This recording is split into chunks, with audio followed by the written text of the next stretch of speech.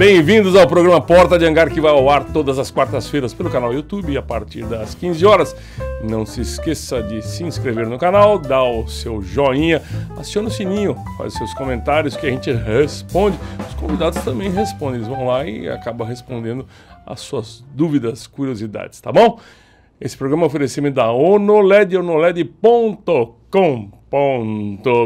da Black Hawk, uma empresa que faz modificações de aeronave, blackhawk.aero. Você vai lá, você vai ver que o seu King Air pode virar um rojão com esses meninos. Procura o Bob Patton lá, você entra no site, você vai curtir bastante. Modificação, melhor desempenho, o motor fica mais bacanão, painel interior, enfim, faz tudo com o seu novo avião, que vai ficar novo de novo. Eu queria agradecer ao meu amigo Márcio, que me enviou esse abajur maravilhoso que está fazendo parte do cenário aqui.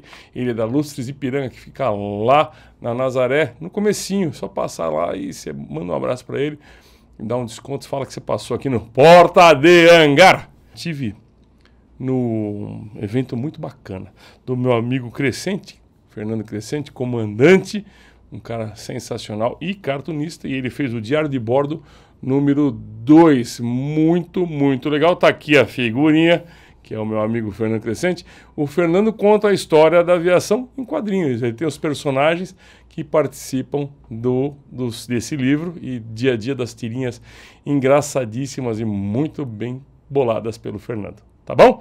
O nosso convidado de hoje, ele é um master comandante com mais de 50 anos de carreira, mais de 30 mil horas de voo e histórias muito boas para contar para a gente. Bem-vindo, Nelson José Ponzoni. Como vai você? Tudo bem. Tranquilo? Pô, é Fernando. Não, Fernando é porque eu li Fernando aqui. Claro. Desculpa, eu falei errado o nome dele no começo, a gente cortou por causa disso. Como é que você está? Estou bem, graças a Deus. Bem-vindo ao programa. Eu vim aqui porque conheci seu pai, né? E aí não ia jamais recusar um convite seu em honra dele. Que bom que é isso, né? Você conheceu o seu João Samuel Beccari em que ano? Então, eu entrei na VASP em 70, voando DC-3. E aí, em 72, eu acho, a VASP admitiu muitos primeiros oficiais para os quadrimotores, o Viscount e o DC-6. E aí seu pai veio junto nessa leva. Acho que foi a primeira vez que ele voou na comercial. Foi, 1970. 70 mesmo. 70, isso aí. Foi. Exato. E aí nós cruzávamos, porque eu voava DC-3. Eles eram os de quadrimotor. Que legal. Mas eu fui muito feliz voando DC-3, fiquei no avião até sair da VASP, eu só fiquei 3 anos lá. Tem uma curiosidade que eu vou contar agora, porque a gente está falando por enquanto do seu João Beccari. Isso. Naquela época, quando ele entrou, ele foi chamado, ele voava na executiva. Sim. E a minha mãe falou, não, você tem que ir lá, a companhia aérea tá no jornal. Ele foi. Foi ganhando metade do salário que ele ganhava para voar de primeiro oficial. Uhum. E eles precisavam de pilotos experientes. Exatamente. Naquela época ele já era experiente. Sim. Em 6 meses foi voar como comandante de Viscount, um avião inglês que todo mundo sabe. Complicado, extremamente complicado. Naquela época era diferente, né? É. E isso era muito legal. Ponzoni, conta pra nós, como é que você começou na aviação? Seu pai incentivou bastante, coisa e tal? Não, né? Não.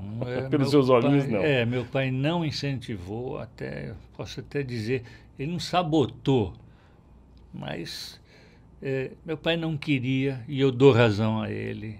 A minha família inteira era contra que eu fosse para aviação comercial, que eu fosse aviador. Até porque não tinha o mesmo status. Naquela época o piloto não ganhava muito bem, não tanto quanto um médico, advogado ou engenheiro, tudo, né? A carreira ainda era incipiente, com exceção das grandes companhias, a Panair, Real, né? As companhias estrangeiras que operavam aí, sim. Mas isso era uma coisa que pouca gente imaginava de atingir, porque levava uma geração inteira, como eu levei, né? Então, eles queriam que eu fosse primeiro fazer faculdade. Então, o pedido do meu pai era esse: vá se formar, pega um canudo, né, um diploma, aí depois faça o que você gostar, mas você terá respaldo de uma profissão por trás. Então, ele não estava totalmente errado, ainda hoje tem que ser assim. Sim, né? Ele estava completamente certo. Duas profissões, né? Isso, não, e até porque a profissão de aviador é de extremo risco, no sentido não de periculosidade, mas de você, por exemplo, vai dar uma volta de moto, quebra uma perna, perdeu o emprego. Você vai ficar. Você tem que estar sempre com a saúde em dia. Em dia, é verdade. Então a sua posição de aviador está ameaçada de desaparecer diuturnamente. Num estalo de dedo. Exatamente. Diferentemente de outras profissões que você pode continuar trabalhando com cadeira de roda, você continua sendo um advogado, etc.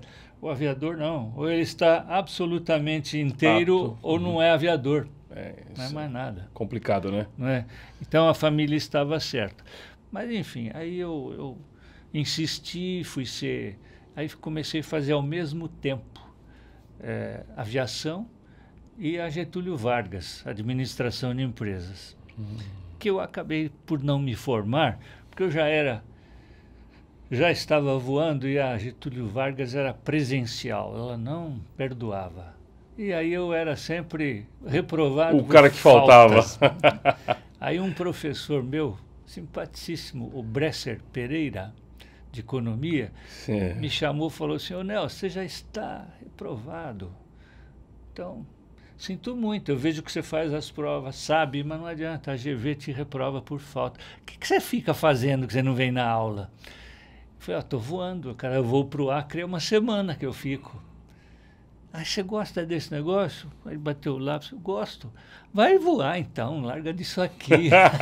Quase beijei o homem. Ô, Bresser Pereira, hein? Caramba. Ele foi ministro, Bresser. Foi, depois ele foi ministro. Da economia. Sim, é isso aí, caramba. Que honra, hein? Sim, me ajudou muito. Um empurrão na vida, isso que é verdade. Nobre. Brevetou aonde? Em que campo de aviação? No campo de Marte, mas não no Aeroclube. Não no Aeroclube, porque lá o Aeroclube precisava ter dinheiro. Você precisava, primeiro, assistir 3 meses de aula ground school, né, que se chamava aula teórica, para depois começar a voar. O preço da hora era maior, você precisava pagar joia para se associar, e eu não tinha esse dinheiro de jeito nenhum. Aí tinha uma escolinha em que você podia ser autodidata. Que legal. Qual era a escolinha que era? A escolinha do Almeida. Nossa, mas formou um milhão de comandantes. Muito mais aviadores da comercial do que o próprio Aeroclube de São Paulo. Maravilhosa. Eles tinham Paulistinha, PT-19, né? Tinha PT-19, tinha 2 Paulistinhas, 3 até, 2 P-56 e um Cap-4. Um pouquinho menor, mas é um Paulistinha. Exato, é mais fraquinho, né? E ali permitia que você fosse mais dono da sua situação. Que legal. Né? Porque o Aeroclube de São Paulo era mais um hobby de gente rica. Rica do que... Como continua sendo. Com certeza, sempre. Mas é isso, cada um na sua... Por isso que chama clube. E a outra se chamava escola. Essa é a diferença. Mas naquela época era muito mais gostoso voar aqui em Marte. Com certeza não tinha o tráfego que tem hoje e era fácil de voar. Não tinha nem taxiway. A gente ia pela terra, ou os aviões não tinham rádio, e você ia ficar aguardando luz para taxiar, para ocupar a posição na pista, para decolar. Era tudo luz verde, luz branca. Já tinha aquela torre do meio ali na Força Aérea? Sim, a torre já existia. A base aérea é antiga? Antiga. Que bacana.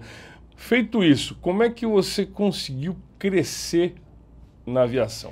Olha, foi para executiva, foi para comercial, como é que foi? Então, o grande problema do aviador que não tem dinheiro, que o pai não patrocina e precisa fazer as 200 horas para chegar no piloto comercial, são essas 160 horas que te distam, né? 40 para o privado e 200 para o comercial. E essas horas são extremamente difíceis de se fazer. Então, a gente fazia de tudo. No aeroporto de Congonhas, a gente fazia banco.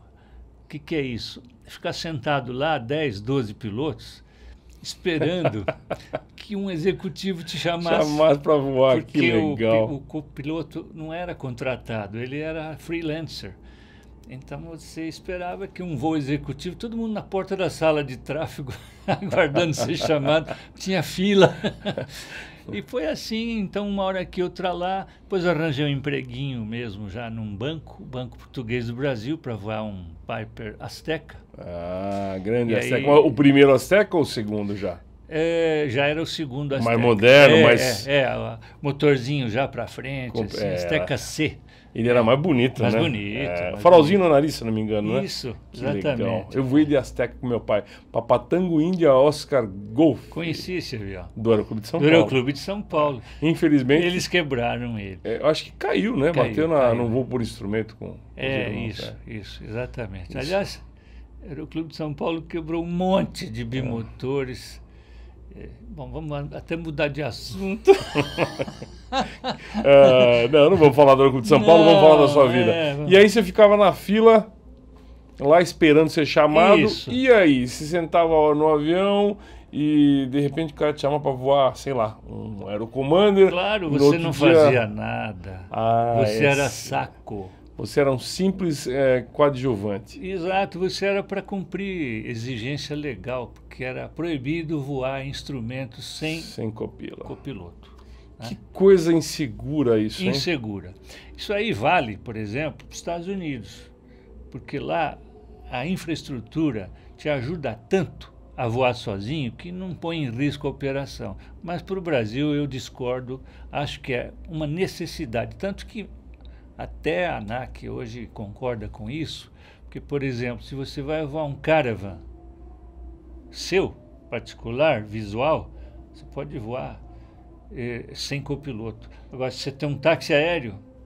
Tá levando passageiro, né? Tá levando Responsabilidade. passageiro, a Mas eu responsabilidade. acho o seguinte, que independente disso, a presença de um cara que saiba voar tanto quanto você, ou que está apto a voar aquele avião, não, pode ser que não tenha a mesma experiência, pode ser que tenha mais experiência, Ou mais. mas é importante, porque a gente pode correr o risco de ter um infarto, Sim, de passar muito mal, de ter qualquer coisa no Qualquer avião, coisa. né?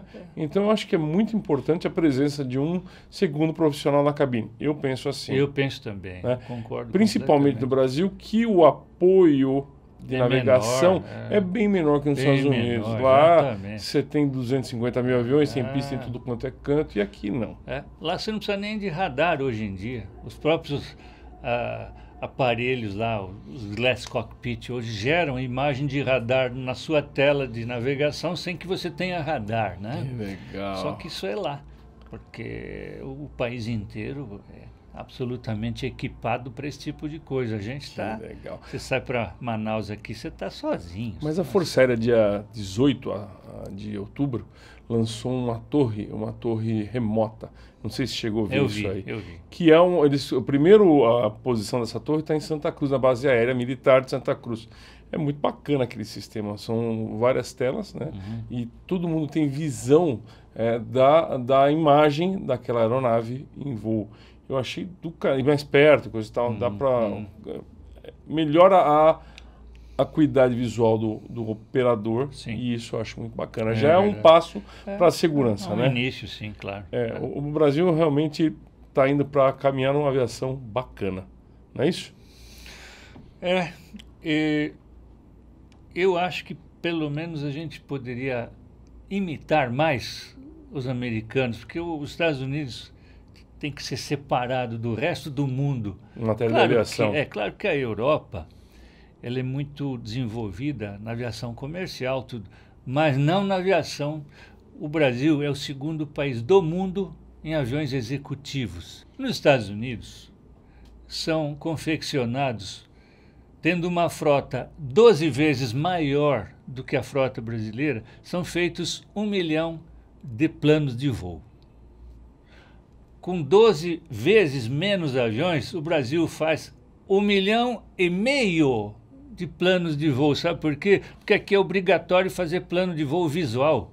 Lá não é. Lá não até é. 18 mil pés, se eu não me engano, você pode voar Sim, visual. claro. Dentro das condições da regra do Do par voo. e ímpar, Não, nível par e nível ímpar. visual não tem plano lá. Exatamente. Você senta no avião, pega o microfone e fala, Torre, aqui é o fulano de tal, eu estou indo daqui para lá, visual. O cara fala, boa viagem, a pista é essa, a pressão é essa. Acabou o problema. Meu Deus do céu, com 12 vezes mais aviões, eles conseguem fazer isso aqui e a razão não é segurança. Não Eu é sei, segurança. eu sei, na verdade, Pozzoni, que muita gente que vem aqui tem reclamado muito da aviação no Brasil. ANAC e tudo mais. Entendeu? Então, alguma coisa está acontecendo. Tá. Né?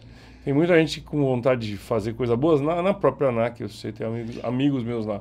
Mas eu não sei o que está acontecendo e que é preciso mudar. Vamos ver se agora, com esse novo governo, a gente vai ter algum É só respaldo. imitar onde está dando certo. Não Estados precisa Unidos, inventar é. aviação. Não, é verdade. Aviação já existe.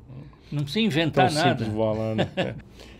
Como é que você começou na aviação para começar a pegar emprego? Como é que era? Como é que funcionava? Você ia no aeroporto, você ia atrás dos pilotos. Hoje em dia o cara tem que sentar no banco do aeroclube, lá no porta de hangar, e esperar. Muita gente não faz isso, né?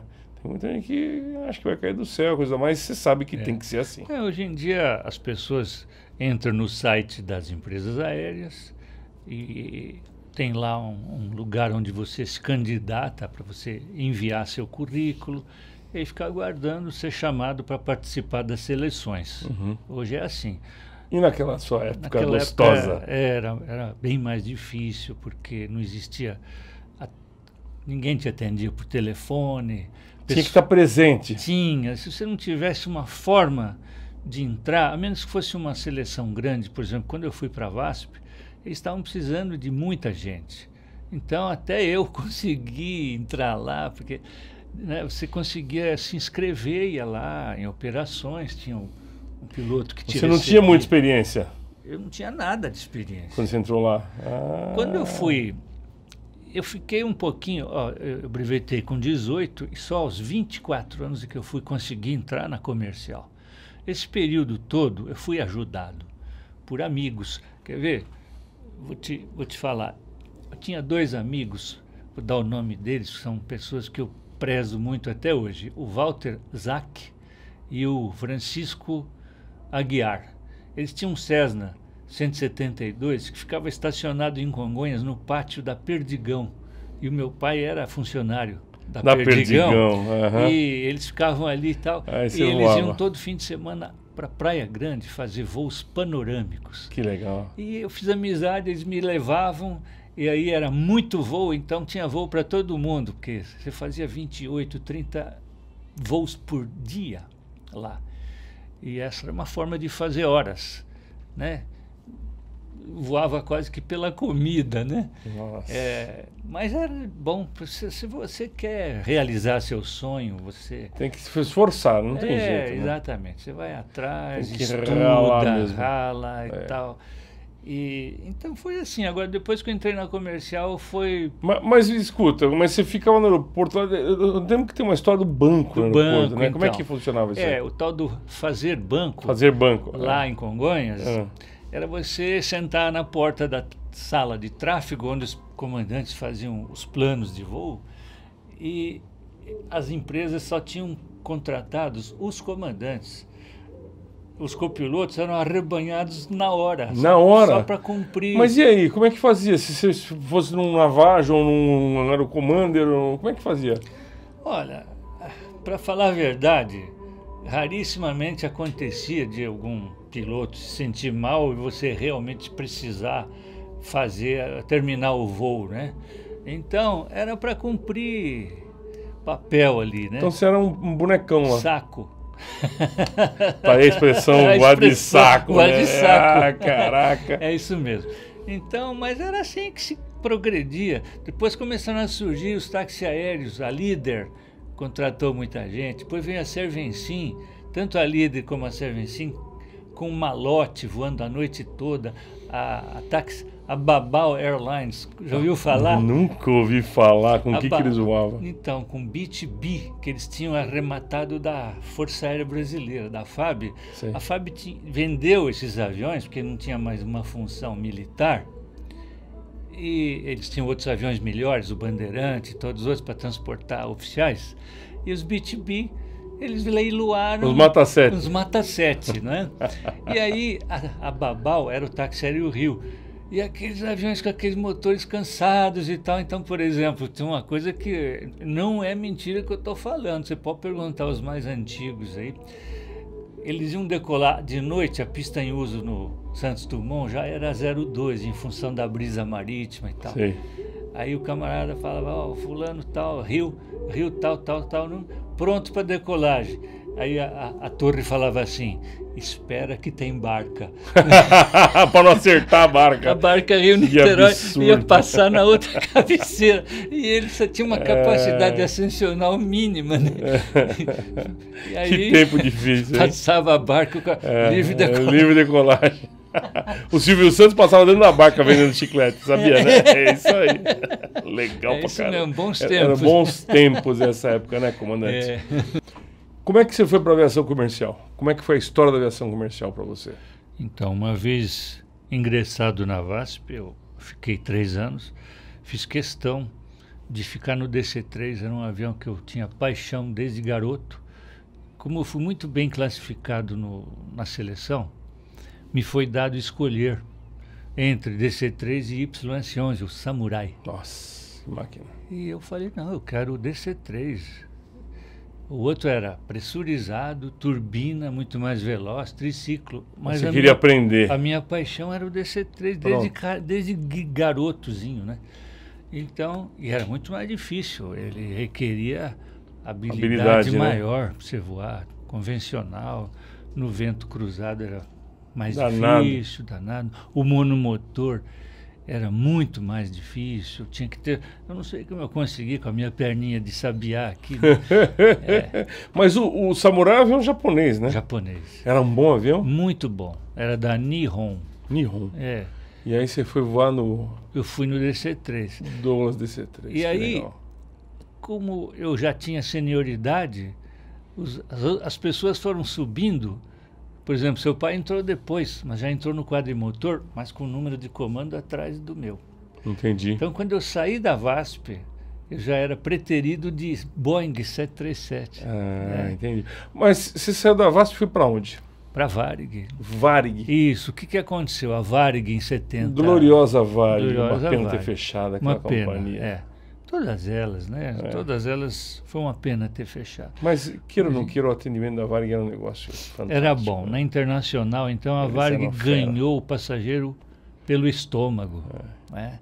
A Varig, no início dos Constellations, lá, eu não cheguei a pegar essa época. Quando entrei, já o avião era o 07. Mas eles contrataram cozinheiros do Fasano.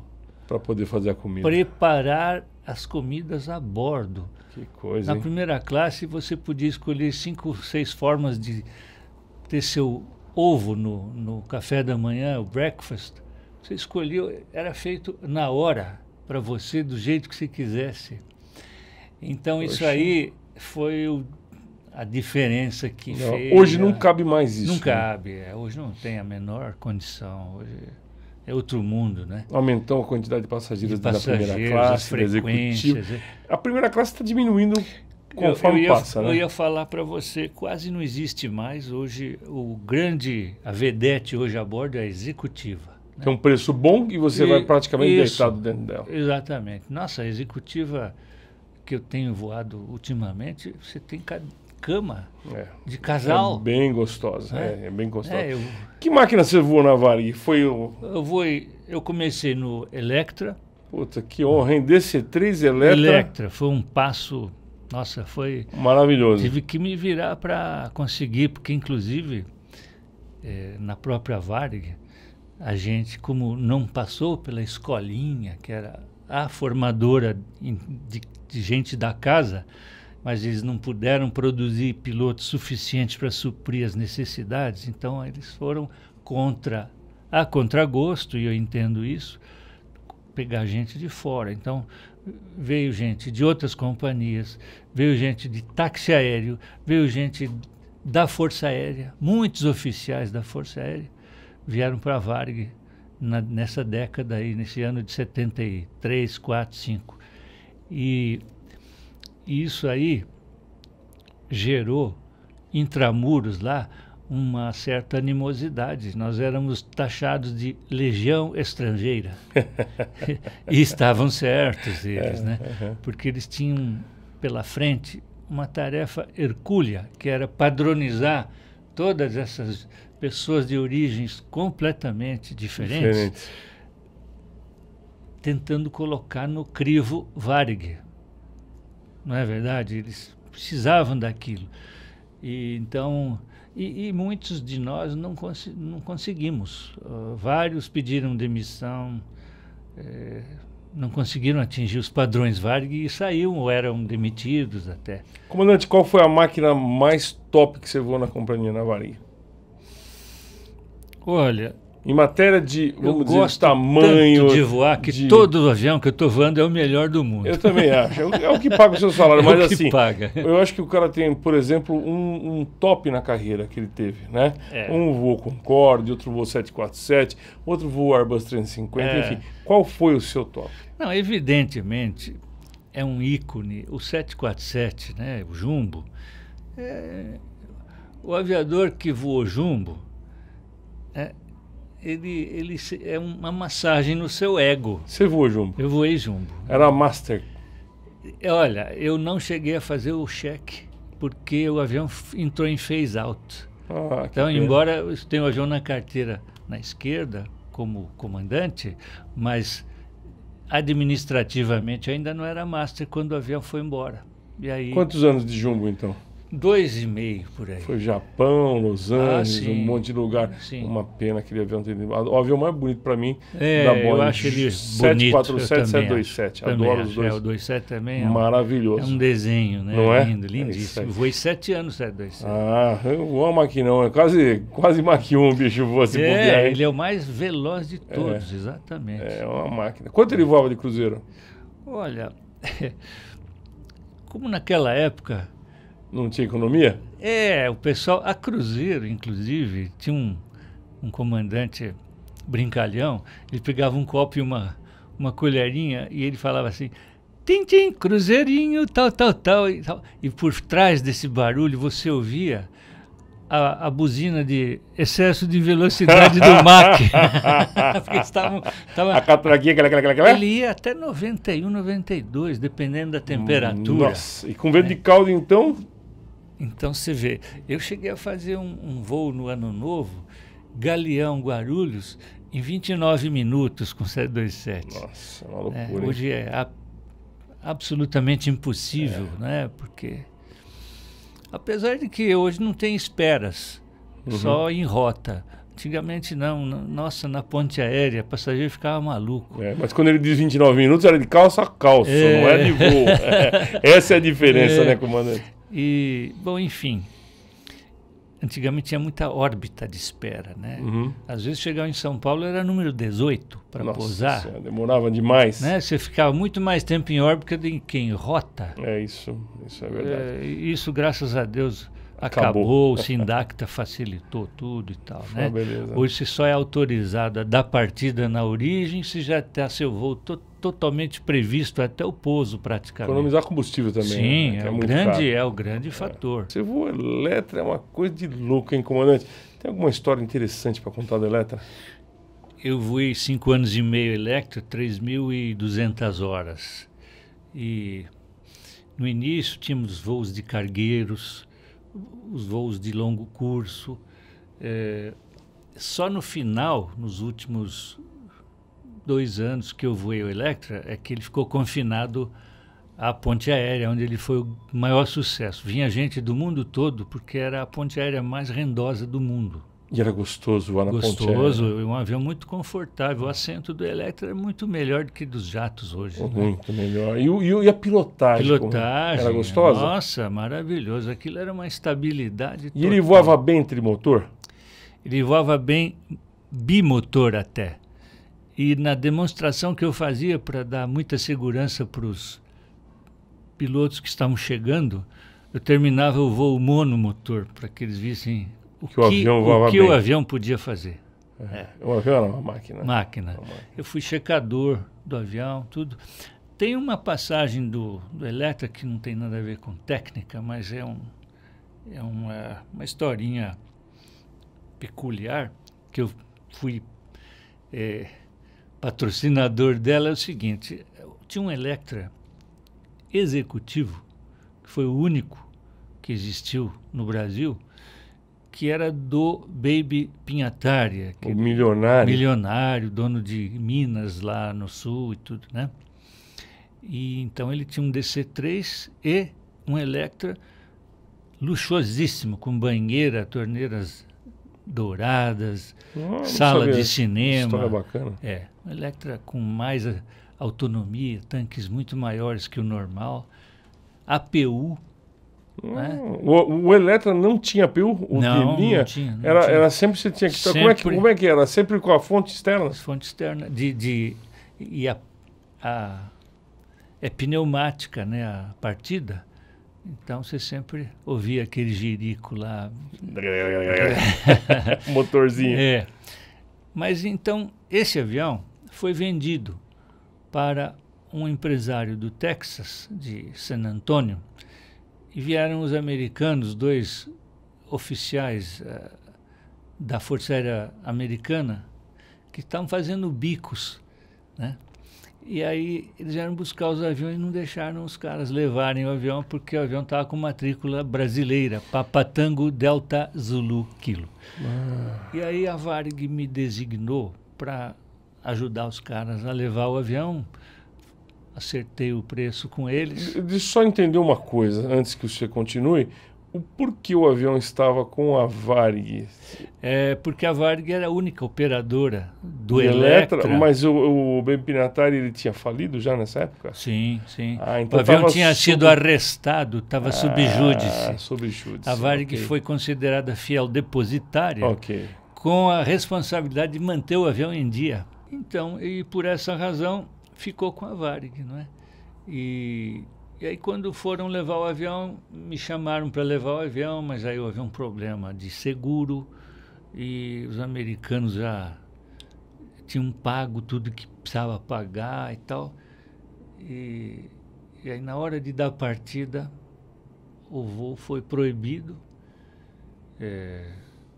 pela própria direção da empresa, que era no Rio, né? Ficou sabendo. Aí eu desci do avião e fui embora. Quando eu cheguei em casa, me ligaram, eu tinha amigos na torre.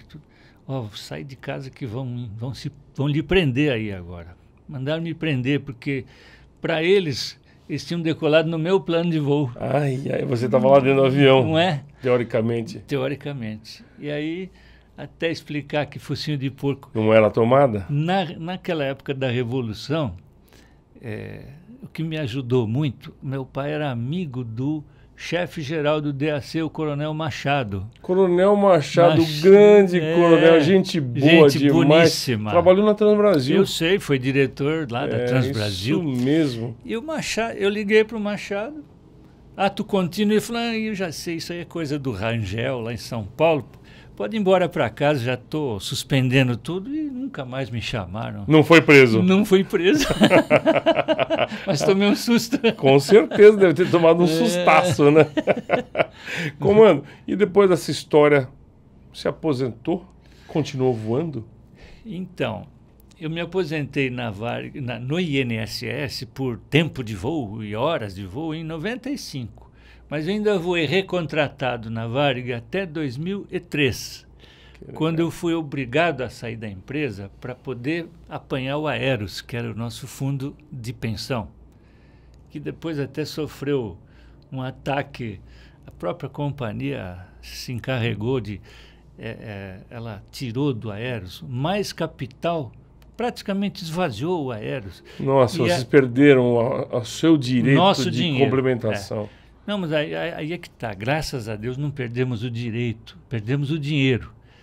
Aí levamos 12 anos numa ação conjunta, Aeros, Sindicato Nacional dos Aeronautas, processando a União, porque a falha tinha sido dela.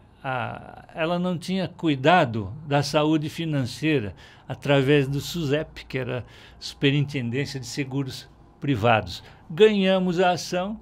Voltaram a receber. Voltamos a retroativo, recebeu ou não? Não recebi retroativo. Comando, pode me falar se eu estiver errado, mas eu lembro que muita gente se matou. Sim, houve causa muito disso. suicídio, sim, Né? houve. Sim. Então, gente, é isso, tá vendo? Essa notícia que ninguém sabe, uma vergonha, né, do governo ter feito isso com vocês. Não, e aconteceu agora novamente. Nós ficamos 2 meses agora sem receber, mas felizmente reconheceram rapidamente o engano, né? Graças a Deus, esse governo Bolsonaro está fazendo a coisa funcionar. Né? Mas esses 12 anos, então, você teve que arranjar emprego. Tive que arranjar. Eu fui voar monomotor, depois eu fui voar um Seneca, aí a Gol, do mesmo jeito que a Varig Alhures, precisou de comandante pronto. Aí eu fui chamado, entrei para voar na Gol. Na Gol. Entrei na Gol, voei 5 anos e meio na Gol. Aí eu pedi demissão porque estava muito cansado já, né? Hoje eu tenho 72 anos já. Corpinho de 19, hein? E aí você fazer pouso e decolagem a noite toda Cansa. é estafante, né? E aí eu pedi demissão porque a Azul me ofereceu 12 folgas, que nunca conseguiu dar. Mas aí eu voei 1 ano e pouco na Azul e também pedi demissão, né? Mas eu nunca deixei de voar avião pequeno. A minha vida inteira, a minha paixão, a companhia aérea, claro, é uma paixão de outra dimensão. Mas o voo, propriamente dito, é do avião pequeno. Uma delícia, Paulistinha. Eu sempre tive PA20, aviões pequenos meus. Mas você tem avião hoje? Eu tenho um ultralevezinho alemão. E tem um empreguinho. Estou voando um Malibu Meridian. Que gostoso. Um Piper muito Piper gostoso. Meridian, pressurizado. Voa motorzão, 30 mil pés, tudo mais. É legal. Turbina. Graças ao meu amigo Marcelo Bechara, que é o meu patrão Bechara. Agora. Quase que é meu sobrenome, hein? Bechara, quase italianada. E na família? Quantos filhos você tem? Tá bom. Na família é o seguinte, eu tenho 3 filhos. E algum é piloto? Quase que todos são. Então, o mais velho, o Guilherme, é piloto na Gol, comandante. Já tem 15 anos de companhia lá. Sim. O do meio, o Lucas, é copiloto na Qatar Airways, mora lá no Qatar, em Doha. Que legal. E já está até de cruise captain. Então, ele mais uns 6 meses, 8 meses, ele será promovido a comandante com 30 anos de idade num 777. Que legal. Isso é quase um recorde. Isso. Não é? E a filha? Piloto também? Não. Quase lá, então. Não quis. Não quis ser piloto. E eu até gostei, sabe? Porque para a mulher, essa vida de tripulante... Não é fácil. Não é fácil. Mas tem muitas mulheres pilotos, né? Tem, mas pode ver que se elas são bons pilotos, elas provavelmente não são boas mães. Como é que uma mãe sempre ausente, porque a sua vida é hotel, né? Então, nós entrevistamos uma piloto aqui, comandante 737, Angelita. Fantástica Angelita. Muito boa. Muito gente boa. Eu a conheci muito na Gol, muito boa. Enfim, aí a minha filha foi fazer engenharia aeronáutica. Tá no meio. E hoje é da Azul. Que legal. Trabalho. Então, todos os filhos estão bem colocados. Eu fui abençoado com os filhos. Amém. Abençoado. Que bom. Você sabe que esses dias atrás eu fui fazer um voo muito legal, que é um voo que, para mim, eu acho que é uma grande honra, porque faz parte da história da aviação brasileira. A Embraer lançou o 195E2, que é o maior avião construído por uma indústria brasileira, território nacional e da América Latina. Exatamente. Esse é o maior avião da América Latina de passageiros. E eu fui convidado pela Companhia Azul de fazer o voo comercial inaugural Campinas-Brasília. Que bacana. Foi muito bacana. O pessoal nos atendeu muito bem na companhia. Inclusive o presidente John Hodgson, é difícil de falar esse sobrenome, desculpa, John, serviu os passageiros. Foi muito divertido. Foi um dia fantástico. A gente cobriu, obviamente, e vai ser uma recordação muito agradável pro resto da vida. Que bom. Né? É a aviação mudando, né? A gente sentindo isso aí. Comando, o que você tem para dizer para essa molecada que está começando agora? Eu sempre pergunto isso, que é importante a pessoa ouvir de um cara que tem seus cabelos prateados e voou quantas horas? Passou de 30, eu parei de contar, mas é 30 e pouquinho, 1000. 1000, né? Não é 30 horas não, viu, gente? É 30 e pouquinho, 1000, que não é brincadeira, é muita experiência. que você tem para falar para essa turma? Pode falar olhando para essa câmera que o pessoal vai gostar. Pessoal, se não gostar de voar, abandona já. Tem que gostar muito, muito de voar, porque as dificuldades são grandes. Cada novo avião é um novo desafio e você se manterá estudando para o resto da sua vida. A sua profissão é posta em xeque. Praticamente a cada 6 meses se faz cheque de rota, cheque de simulador, é um talão de cheques, né, como a gente brinca. Então tem que estudar muito. E lá fora, pior ainda, porque a cobrança aqui no Brasil, quando o fulano atinge uma zona de conforto, ele pode ficar recapitulando e tal aos poucos, né? Mas lá fora, você, como estrangeiro, é extremamente cobrado. O meu filho sempre fala sobre isso, de modo que, se você, inclusive, pretende, os salários são muito maiores, né? Na Ásia, principalmente, mas é muito estudo. Então, estude e, mais uma vez, você estude. Sempre. E o inglês é afiado todo dia. Bom, isso que eu esqueci de falar. Já começa o inglês agora, desde já, porque não é só o ICAO para passar na provinha, mas depois você vai viver, usar muito. Como você parece que dá aula de inglês hoje. Se a pessoa quiser ter aula de inglês com você, pode ter. Pode. Eu sempre sou professor ainda. Eu sou professor numa escolinha lá em Alphaville, onde eu resido, né? Porque meu primeiro emprego na vida foi ser professor de inglês. Ah, que legal. Para a Varig. Em 68 eu entrei na Varig de professor, dei aula 2 anos lá, e aí quando a VASP me chamou eu fui ser aviador, porque na Varig eu não iria conseguir em 68 só pela escolinha. Entendi. E eu não tinha dinheiro para bancar morar em Porto Alegre na escolinha. Que na escolinha é uma excelência. Excelente. A Varig sempre excelente. Foi a melhor escola do Brasil de Legal. Comando, obrigado por ter vindo aqui no programa. Venha sempre que quiser contar as histórias. Viu? Obrigado. E é um prazer, uma honra tê-lo aqui. Gente, obrigado por ter assistido. Valdir Lopes, muito obrigado pela sua ajuda, sempre costumeiro no nosso programa. Érica Gimenez, obrigado pela produção. E é isso aí, se mantém aqui, faz o contatinho, porque senão eu perco o emprego de apresentador. Vai lá, se inscreve, dá o seu joinha, sininho, conversa com a gente, tá bom? Até o próximo programa. Valeu, um abraço a todos, tchau, tchau.